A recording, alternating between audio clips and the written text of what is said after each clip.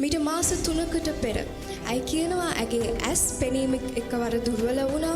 ඒ යාඥාවෙන් පසු ඇගේ පෙනීම සුවාතට හැරෙන්න පටන් ගත්තා. මේ වන විට ඇයි සම්පූර්ණයෙන්ම සුවය ලබා තිබෙනවා. හලෙලූයා. දෙවියන් වහන්සේ මේ මවගේ ජීවිතේ ඉතාමත් බලවත් සාක්ෂියක් කර තිබෙනවා. මේ මව සුභාෂිනී ඇයි පැමිණෙන්නේ කදිරාන ප්‍රදේශයේ සිට මීට මාස 3කට පෙර. ඇයි කියනවා ඇගේ ඇස් පෙනීම එකවර දුර්වල වුණා. ඇයට කිසි දෙයක් පෙනෙන්නේ නැහැ. ඇයට ඇගේ දෛනික වැඩ කටයුතු කිසිවක් තනිව කරගන්නට නොහැකි තරම් ඇගේ ඇස් පෙනීම දුර්වල වුණා.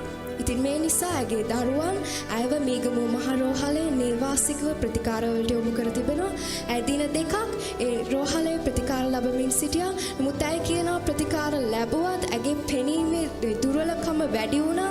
ඒක සුව වුණේ නැහැ. ඇය විශ්වාස කර තිබෙනවා ඇය දෙවියන් වහන්සේට යාඥා කළොත් ඇය සුව වෙනවා කියලා. ඇයට අවශ්‍ය වුණා දේවස්ථානයට පැමිණ දෙවියන් වහන්සේගේ සේවකයාට කියලා යාඥා කරගන්න. ඒ නිසාම ඇය ඩිස්චාර්ජ් කරගෙන ඇය නිවසට පැමිණ තිබෙනවා. ඉතින් ඊළඟ ඉරිදා දවසේ ඇය මේ ස්ථානයට ආවා. ඇය කියනවා ඒ එන විටත් ඇයට හරියාකාරව පෙනීම තිබුණේ නැහැ. ඉතින් ඇය මේ ස්ථානයට පැමිණ දෙවියන් වහන්සේගේ සේවකයාට කියලා යාඥා කරගත්තා. ඇය කියනවා ඒ යාඥාවෙන් පසු ඇගේ පෙනීම සුවාතට හැරෙන්න පටන් ගත්තා. මේ වන විට ඇය සම්පූර්ණයෙන්ම සුවය ලබා තිබෙනවා.